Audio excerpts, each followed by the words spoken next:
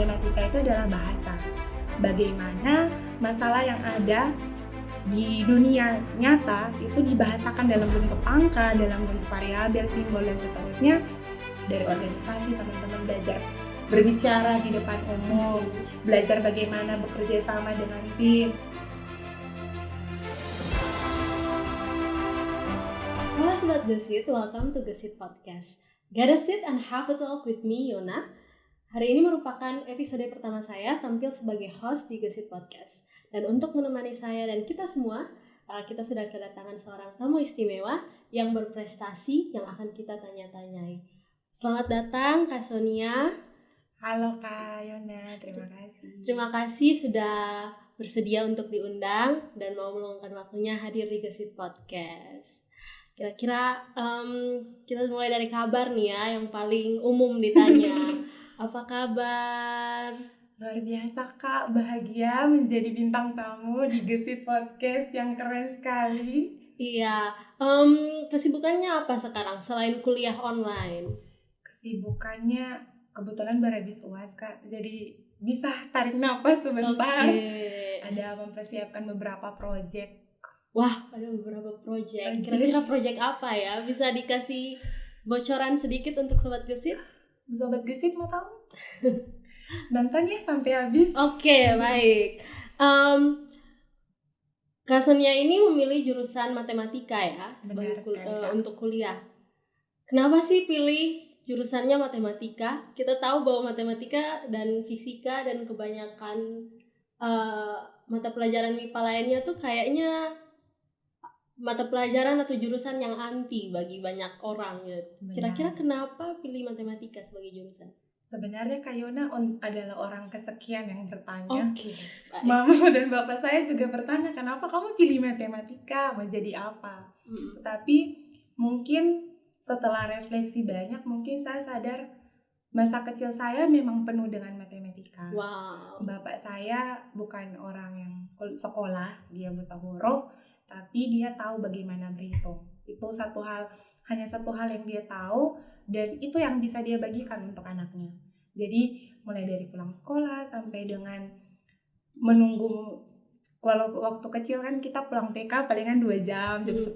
Jadi kayak jam 10 sampai menunggu jam makan siang, menghabiskan waktu dengan bapak di kios itu dengan matematika. Berhitung.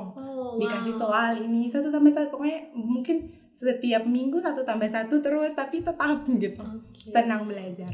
Jadi literasi numeriknya sudah dari kecil ya. Jadi buahnya adalah masuk matematika waktu kuliah. Luar biasa.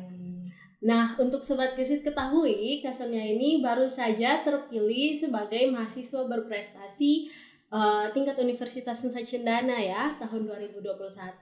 Dan akan mewakili Universitas Nusa Cendana untuk ikut pemilihan mahasiswa berprestasi tingkat nasional. Oh, regional dulu. Regional baru ke nasional ya. Luar biasa. Kira-kira bagaimana sih proses seleksi Mawapres supaya untuk Sobat Gesit yang sedang nonton dan mungkin berkeinginan untuk ikut Mawapres tahun depan bisa nih dapat bocoran dari Kak Sonia. Oke. Kalau untuk fakultas sendiri itu kita seleksinya dari tingkat prodi ya Kak. Jadi prodi menjaring mahasiswa yang mau untuk menjadi peserta Mawapres, dibuatkan persyaratannya, kira-kira apa yang perlu. Kalau Mawapres pasti identiknya dengan karya ilmiah. Jadi pasti harus membuat karya ilmiahnya yang topiknya pasti harus matematika, apa aplikasi matematika ataupun apa. Jadi lebih bagusnya itu teman-teman yang mau ikut Mawapres itu membuat karya ilmiahnya itu disesuaikan dengan jurusan. Seperti fisika, kira-kira apa yang bisa menjadi inovasi yang baru di zaman sekarang ini. Kemudian seleksi prodi dipilih, habis itu seleksi lagi di tingkat fakultas. Seleksi di tingkat fakultas kemarin tanggal 24 Mei, kita mempresentasikan di depan Dewan Juri sebanyak 5 orang. Dikasih waktu untuk presentasi, diberikan kesempatan untuk diskusi, mereka menanyakan mengenai isi karya ilmiah kita. Kemudian di tingkat universitas langsung di tanggal 25 Mei, sehari setelah itu, dan itu kita diberikan kesempatan untuk mau mempresentasikan dengan bahasa Inggris atau mau menjawab salah satu pertanyaan dengan bahasa Inggris. Dan saya memilih untuk presentasi dengan bahasa Inggris karena kalau presentasi kita lebih sudah ada persiapan ya Kak. Kalau untuk menjawab pertanyaan kayaknya belum tentu yang saya pikirkan pertanyaannya itu akan menjadi pertanyaan dari dewan juri. Jadi bukan hanya sebenarnya karya ilmiah saja yang harus disiapkan, tetapi mulai dari sekarang teman-teman mungkin selama 1 tahun ya Kak ke depan bisa mengikuti banyak-banyak kegiatan, karena yang menjadi poin utama dalam pemilihan mahasiswa berprestasi itu adalah capaian unggulan. Dari apa yang teman-teman lakukan selama ini, apakah kompetensi, lomba, ataukah teman-teman menjadi pembicara, teman-teman punya dampak dan aktivitas sosial di masyarakat yang bisa diberikan penghargaan. Tetapi untuk tahun ini biasanya dia hanya nilainya tingkat universitas yang paling rendahnya. Kalau yang untuk skala prodi dan lainnya itu belum menjadi masuk nominasi. Jadi untuk teman-teman yang mau mendaftar menjadi Kelima Pres 2022, selama 1 tahun harus dimanfaatkan waktunya dengan baik, dengan ikut banyak lomba, pembicara, ataupun yang lain. Oke, jadi 1 tahun ini silakan ikut banyak lomba, silakan mencapai banyak hal, silakan juga pikir mengenai karya tulis dan belajar public speaking tentunya untuk presentasi supaya tahun depan ketika pemilihan Mawapres 2022 bisa ikut dan ya semoga bisa juara gitu. Kira-kira nih Kak, tadi disebutkan mengenai karya tulis. Nah, matematika yang identik dengan hitung-hitung, kira-kira karya tulisnya apa? Maksudnya apa yang diimplementasikan dengan matematika? Oke.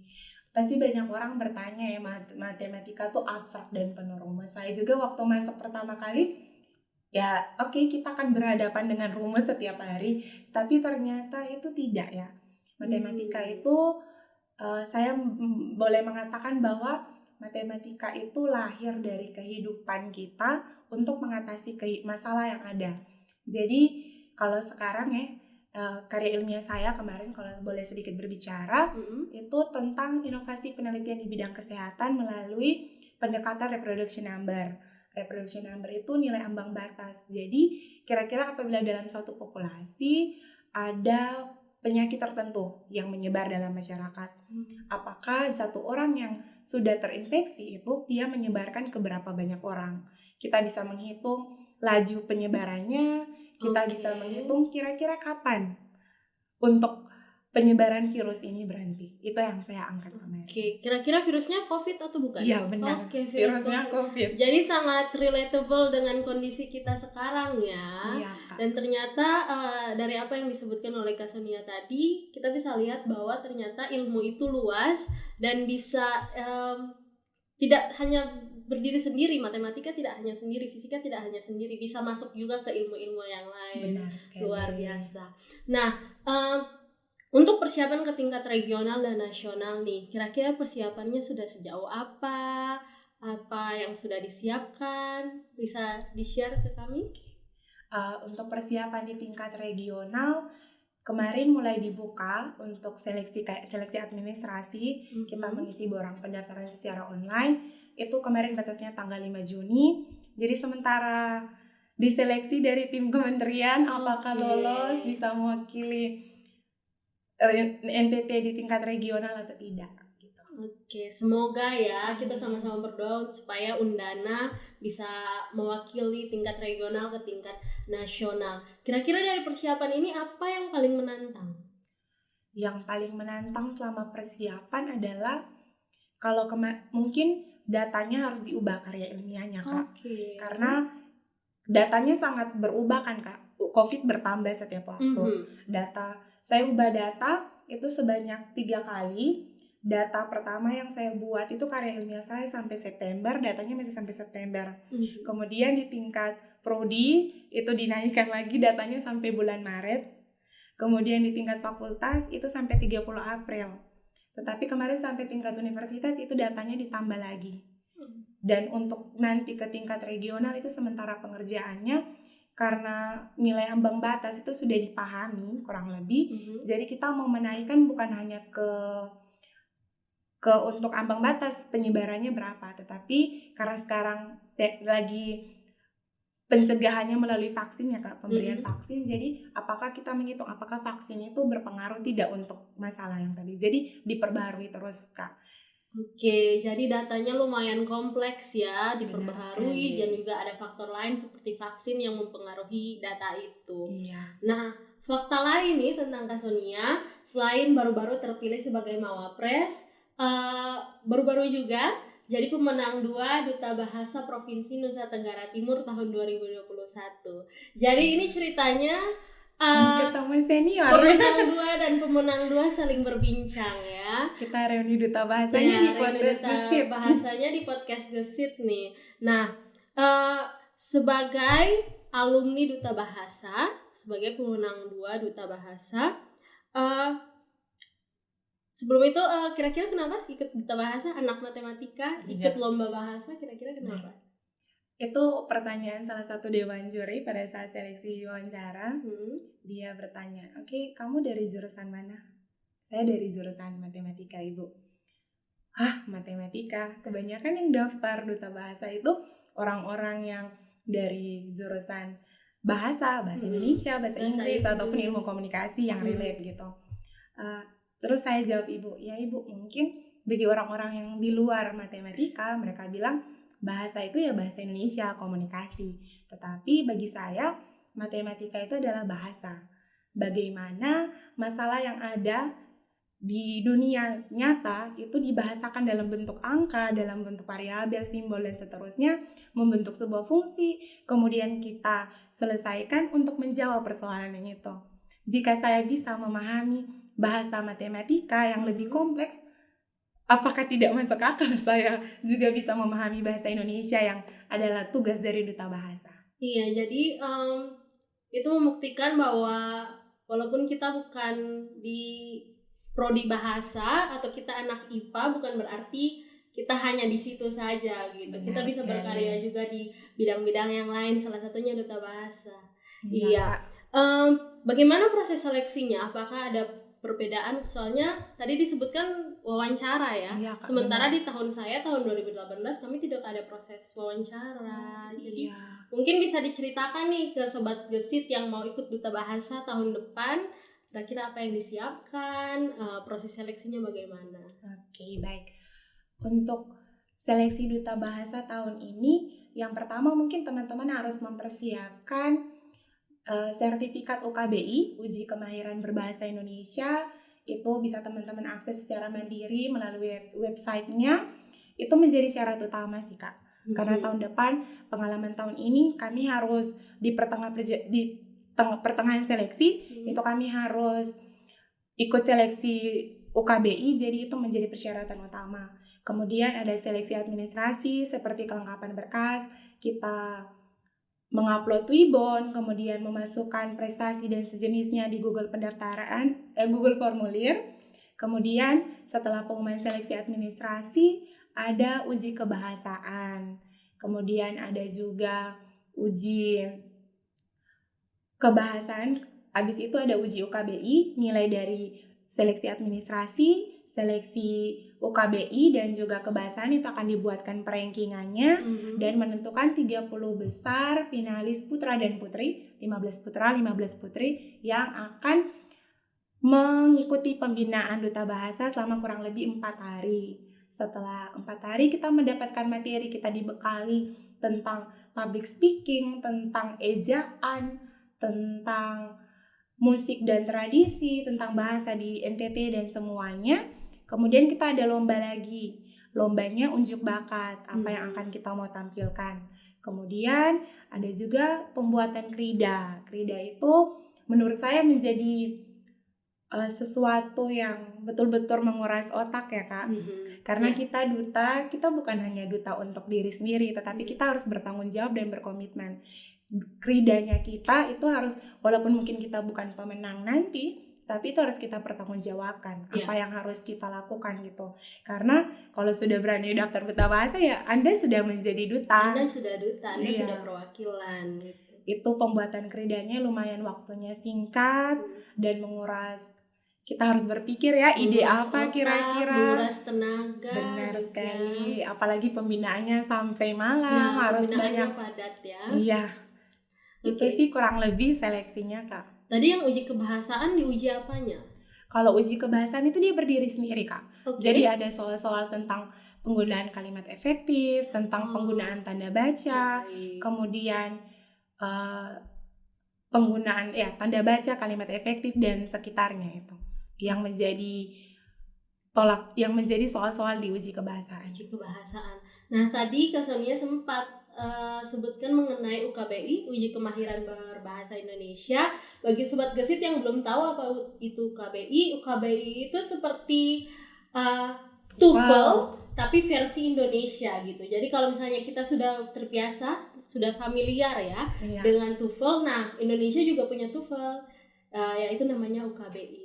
Nah, untuk sebagai alumni Duta Bahasa, saya juga alumni Duta Bahasa, adakah menurut Sonia bagaimana cara yang tepat untuk memartabatkan bahasa Indonesia?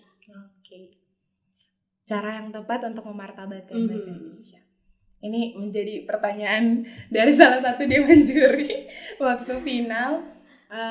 Menurut saya kalau kita martabat itu berarti artinya tinggi ya, Kak. Dia mulia.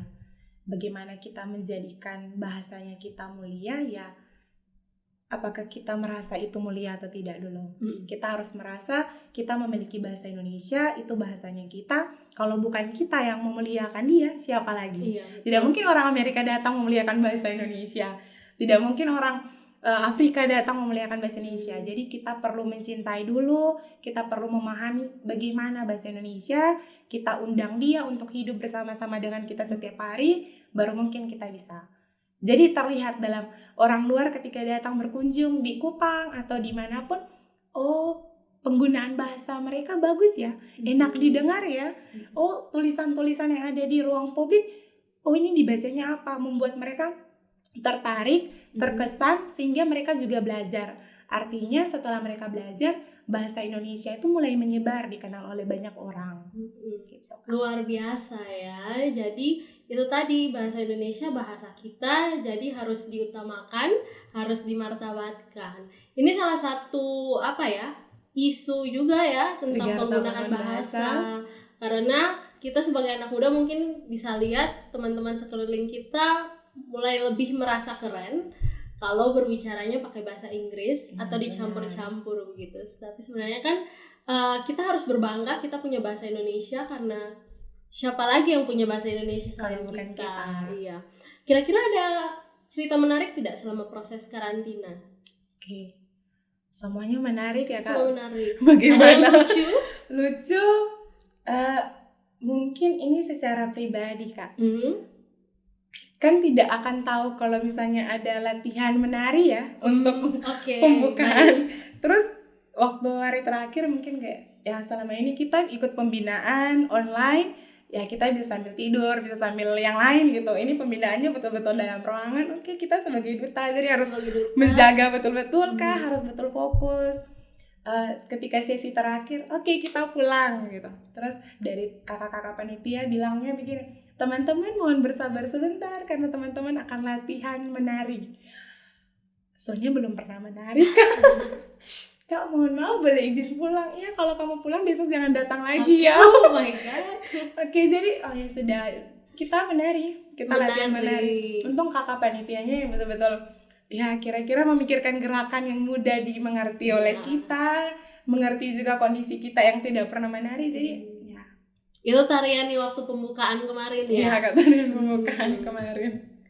Nah, selain berprestasi dan selain kuliah, adakah kegiatan komunitas atau organisasi yang Sonia ikuti? Kegiatan dan organisasi yang ikuti banyak sih, Kak. Saya dulu disering sebut ya ratu organisasi karena semua organisasi yang tidak masuk dalam list itu tiba-tiba masuk saya.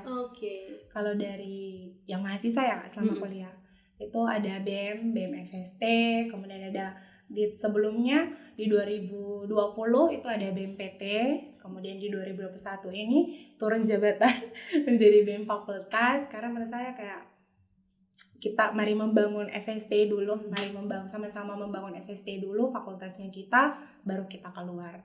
Dan ada ikut magang juga selama 6 bulan dari bulan Februari kemarin di Kakak Tingkat. Kakak Tingkat itu platform pengembangan diri online mahasiswa. Sama ikut di Pemimpin Indonesia. Wow, banyak ya. Kira-kira apa pengaruh organisasi dan komunitas bagi Sonia sebagai mahasiswa? Oke. Kalau pengaruh organisasi dan komunitas yang internal ya Kak, yang dari kita. Itu kita belajar untuk kita tahu nih masalah dari organisasi kita apa yang menjadi tujuan organisasi kita. Bukan mau bilang semua organisasi di NTT buruk ya Kak, tetapi kita mungkin agak sedikit ketinggalan dengan cara bekerja orang yang dari luar. Mungkin mereka menggunakan aplikasi ini, kita masih menggunakan ini. Mereka menggunakan metode yang lebih cepat, kita masih menggunakan metode lama. Jadi dengan saya tergabung di komunitas yang internal daerah, itu ada masalah seperti ini. Dengan saya mengikuti dari luar, saya sudah dapat cara untuk mengatasi itu. Jadi bisa diimplementasikan. Bahasa sederhananya mungkin saya menjadi jembatan untuk agar suatu metode yang dipakai di luar NTT itu tuh bisa terpakai juga oleh anak-anak NTT. Mereka juga bisa tahu dan mengenal itu. Jadi sebagai jembatan ya antara yang di luar dengan yang di dalam. Itu berarti masuk organisasi, masuk komunitas punya efek yang positif. Kira-kira Sonia rekomendasi tidak untuk masuk organisasi atau komunitas bagi teman-teman? Benar, sangat rekomendasi ya teman-teman. Menurut saya banyak yang pasti bilang untuk apa sih organisasi tidak penting ya. Mungkin teman-teman belum merasakan dampaknya sekarang karena teman-teman mungkin sibuk kuliah, saya sibuk kuliah, saya UAS, saya segala macam, magang, KKN dan seterusnya. Buat apa lagi saya sibuk organisasi yang kayak tidak memberikan uang kepada saya. Tetapi teman-teman jangan berpikir sekarang, coba berpikir ke depan. Dari organisasi teman-teman belajar berbicara di depan umum, belajar bagaimana bekerja sama dengan tim. Ketika kita merancang sebuah kegiatan, kemudian kegiatan kita sukses, dikenal oleh banyak orang, itu juga menjadi salah satu, saya pernah bikin kegiatan ini. Jadi waktu mungkin dilamar atau kerja, pengalaman kamu apa? Saya pernah bikin kegiatan ini. Apa sih yang kamu lakukan? Kita bisa ada gambaran gitu. Bukan hanya kita, kalau orang matematika bukan hanya cakar-cakar rumus, bukan hanya membuktikan rumus atau ada di lab seperti Kakak Kayona di fisika ya Kak. Tetapi organisasi itu membentuk karakter kita untuk menjadi kuat ke depannya. Jangan lihat sekarang ya, tapi lihat ke depannya akan seperti apa. Jadi belajar itu tidak melulu di dalam kelas ya, belajar juga dari interaksi kita dengan sesama, dari bagaimana kita melihat problem atau masalah di dunia yang sesungguhnya. Ya, luar biasa. Apa hobi yang Sonia punya? Hobi ya. Hobi saya suka berubah. Oke, suka berubah. Kalau sekarang pandemi mungkin hobi saya ikut banyak kegiatan Kak. Wah, webinar. Jadi hobinya ikut kegiatan ya? Ikut webinar. Waktu mungkin kayak teman-teman bilang, untuk apa lu ikut webinar psikologi? Untuk apa lu ikut webinar ekonomi? Tetapi saya percaya kalau apapun yang kamu lakukan, sekecil apapun itu akan bermanfaat. Kayak misalnya kamu senggang hari Sabtu ikut webinar psikologi yang tidak ada kaitannya sama sekali dengan matematika ya. Tetapi daripada kamu main HP, main Instagram atau melakukan hal-hal yang tidak bermanfaat, dengan ikut psikologi mungkin bisa belajar bagaimana mencintai diri sendiri, mengenal diri sendiri. Pasti ada saja sih menurut saya satu hal positif yang dari apa yang kita buat itu pasti ada. Jadi ada dapat perspektif baru ya mengenai kehidupan kita. Benar, luar biasa.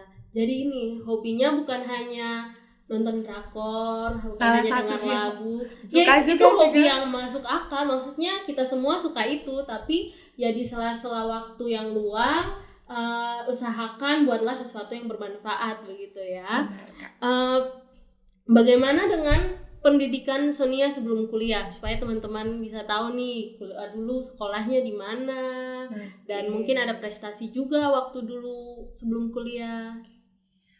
Saya asalnya dari Atambua, dari Kabupaten Belu, dan memang 12 tahun menghabiskan waktu sekolah dari TK, bahkan saya masih PAUD, TK, SMP, SMA itu di Atambua. Saya SD di salah satu sekolah Katolik swasta, SD Santa Angela Atambua. Dari situ saya belajar, namanya sekolah swasta ya Kak, sekolah susteran, didikannya pasti keras. Kita harus bawa makanan sendiri, kita belajar untuk bagaimana berdoa, bagaimana kita mempersiapkan masa depan kita gitu. Kemudian di SMP itu saya juga masih sekolah yang swasta Katolik, itu betul-betul kayak memperkuat pribadi saya untuk merencanakan apa yang saya mau. SMA, saya SMA Negeri 1 Tambua karena kebetulan dekat dengan rumah tetangga, jadi ya memutuskan untuk SMA. Berbicara mengenai prestasi, kebetulan ibu saya, almarhumah ibu saya, orang yang dia seorang dosen. Dia, walaupun saya tidak ada bakat dalam seni ya Kak, tapi dia bilang tidak apa-apa kamu ikut lomba seni menggambar, mewarnai. Kamu harus belajar bagaimana mengikuti suatu lomba ketika kamu tidak menang, ketika kamu menghadapi orang banyak, bagaimana perasaan kamu begitu.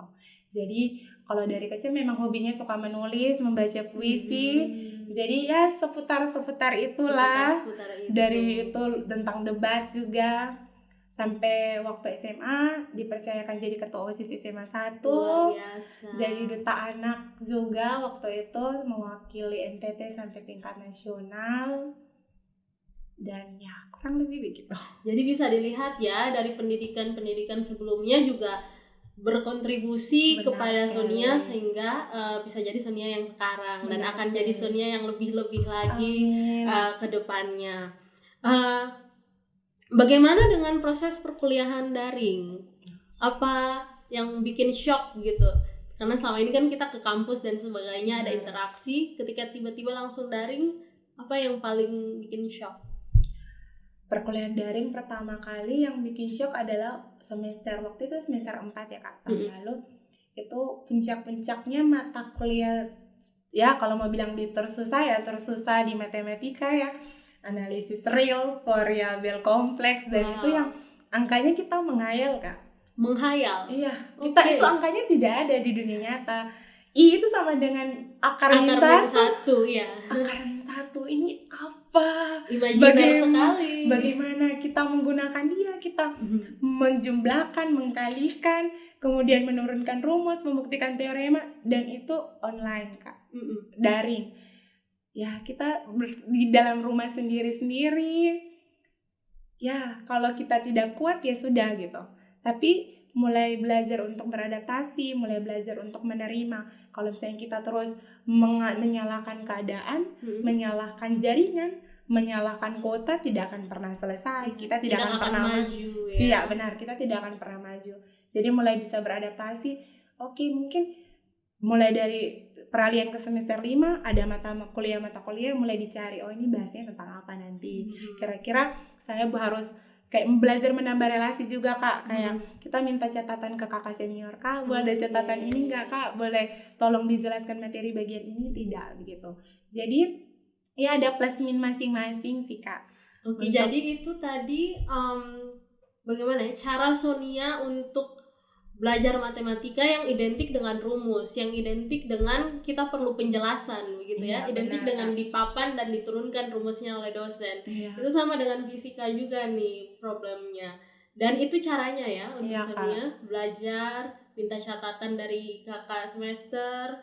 Kita apalagi juga akhirnya kayak buat grup belajar Kak, khusus setiap hari mungkin sehari sejam kita harus belajar bahas ulang 30 menitnya kita bahas materi hari ini, 30 menit berikutnya kita bahas materi besok, itu yang akan diajar apa begitu. Jadi kita ada kekuatan Kak. Itu sih yang sama teman-teman mulai buat, karena ya kita tidak bisa sendiri Kak kuliah, kita tidak bisa mengandalkan diri sendiri dan kemampuan pribadi, kita butuh orang lain. Jadi kayak lebih semakin arah ke sini semakin bisa kita sama-sama susah, tapi bagaimana kita bangkit sama-sama gitu. Luar biasa. Jadi mungkin cara ini juga bisa dipakai oleh teman-teman Sobat Gosip yang nonton nih, bahwa bukan hanya belajar ikut Zoom, tapi juga bisa bentuk kelompok belajar dengan teman-teman supaya saling bahas. Jadi saling belajar dan saling mengajari satu sama lain ya, kira-kira Benar begitu. sekali, Kak. Luar biasa. Terima kasih Kak Sonia untuk waktunya. Tapi sebelum kita tutup, sama seperti episode Gesit sebelumnya, kita ada game. Kita ada permainan. Hari ini gamenya apa ya? Hari ini gamenya This or That. Ini atau itu. Jadi ada beberapa ada beberapa pertanyaan dan ada 2 pilihan. Nah, yang diminta adalah Sonia pilih salah satu dan tentukan kenapa sih pilih itu. Siap? Siap? Harus siap ya. Harus siap dong Sobat Gesip. Harus siap. Oke, This or That yang pertama. Kuliah luring atau kuliah daring? Oke. Kuliah luring atau kuliah daring? Saya memilih kuliah daring. Kuliah daring? Iya, Kenapa? Kak. Kuliah daring kita memberikan kebebasan kepada diri untuk belajar lebih. Kalau kuliah luring, kita mungkin belajar sudah dikasih dosen, tunggu minggu depan dosen kasih gitu. Mungkin ini bukan untuk teman-teman, tapi kalau ke saya lebih subjektif. Kemudian dengan perkuliahan secara daring, saya bisa belajar banyak, Kak. Saya belajar juga untuk menambah kemampuan hasil saya, soft skill saya. Saya bisa mengerjakan multitasking, Kak. Oke, bisa multitask ya. Kemudian teman-teman boleh kuliahnya jam sekian, bangunnya jam sekian, kuliahnya sambil makan, boleh sekali. Teman-teman boleh kuliahnya tidak mandi. Teman-teman boleh mengerjakan tugasnya dikumpulkan jam berapa. Tetapi jangan dicontoh ya. Tapi lebih memilih kuliah daring karena kita punya banyak kita diberikan kebebasan, Kak, untuk kita mengikuti workshopnya online. Kayak kegiatan-kegiatan kan banyak yang harus diadakan di Jawa. Kemudian kita yang ada di NTT kita tidak bisa mengikuti itu. Dengan adanya daring kita bisa belajar banyak hal. Tinggal bagaimana cara kita untuk mengeksplornya lebih. Kemudian dengan adanya daring juga kita bisa tahu informasi dan teknologi apa yang sedang terjadi dengan luar dan kita juga bisa beradaptasi dengan itu. Luar biasa ya. Jadi jarang sekali loh ada orang yang bilang memilih kuliah online gitu, karena banyaknya pilih yang offline karena bisa langsung ada interaksi dengan dosen dan sebagainya. Tapi poin yang tadi dibawa oleh Sonia betul juga, bahwa dengan kuliah daring kita punya banyak kebebasan. Luar biasa. Untuk pertanyaan This or That kedua, tugas kelompok atau tugas individu? Tugas kelompok. Tugas kelompok. Kenapa tugas kelompok? Lebih belajar untuk bersama-sama menghabiskan waktu dengan teman-teman, Kak. Karena kalau kita sudah kuliah capek pasti masing-masing pulang ke rumah. Kemudian atau masing-masing sudah keluar dari Zoom ya sudah. Tetapi kalau dengan ada tugas kelompok itu bukan hanya tugas, tapi mungkin kedepannya kita belajar project sama-sama. Kayak di daerah saya ini nih yang jadi kendala, kita bantu selesaikan. Kita lebih sering kayak cerita dari kerja tugas, mungkin kayak orang bilang kayak kerja tugasnya 50%nya cerita atau gibah begitu. Jadi lebih menambah rasa kekompakan gitu, Kak. Oke. Kalau terlambat lebih dari 20 menit, terlambat kuliah lebih dari 20 menit, memilih untuk tetap masuk kelas atau pulang saja? Kalau luring ya, Kak, berarti? Iya, kalau luring 20 menit ya, terlambat 20 menit. Tetap di kampus tetapi keluar dari kelas. Oke, jadi tidak masuk kelas tapi tetap di kampus. Iya, Kak. Maksudnya. Jadi kalau kadang dosen kan bisa lebih dari 20 menit kan, Kak. Jadi ya mungkin saya duduk dulu di luar tapi saya tidak dalam kelas. Jadi ketika dosen datang, ya sudah baru saya masuk gitu. Jadi kalau untuk pulang ke rumah kayaknya tidak. Ya, tidak. Saya orang nyaman di kampus. Tetapi mencintai perkuliahan daring. Aneh. Agak kontradiksi. Agak kontradiksi memang, Kak. Oke. Milih buku elektronik atau buku yang cetakan? Buku cetakan. Kenapa? Koleksinya banyak. Ya. Kan? Kita lebih nyaman, Kak, baca itu karena kalau baca ini kita sudah kuliah pakai Zoom, dengan Zoom, pakai laptop, pakai HP, banyak radiasi sih, Kak. Iya. Gitu. Terakhir nih, belajar pagi atau belajar malam? Belajar ya, kalau belajar berarti saya yang belajar ya, Kak? Iya. Kalau saya belajarnya tengah malam. Tengah malam Iya, ya. jam-jam produktif saya jam 10 ke atas itu baru Sama. ide-idenya mengalir ya kan Kak. Iya. Kayak pagi-pagi tuh mungkin otak encer tapi perlu didorong dulu oleh dosen ya mungkin bisa. Tapi kalau otak saya bisa berpikir jernih sendiri kayak kerja tugas kelompok ya teman-teman saya tahu kalau kita kerja tugas kelompoknya jam 10 ke atas, jadi mereka menggunakan waktu siangnya untuk tidur karena akan begadang jam 10 ke atas.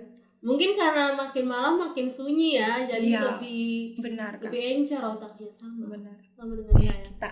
Ya, terima kasih Kak Sonia untuk waktunya, untuk kesediaannya untuk datang ke studio mini kami dan bersedia untuk ditanya-tanyai.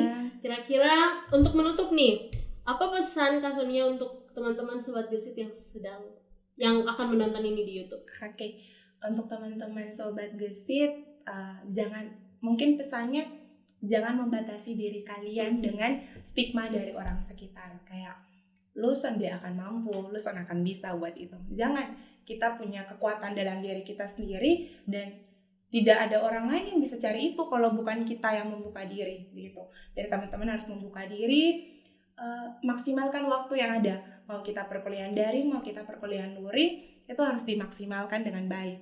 Karena ya setiap masa ada orangnya, setiap orang punya masa tersendiri. Pastikan masa ini adalah masanya teman-teman Sobat Gesit. Jangan lupa berdoa dan andalkan Sang Pencipta juga.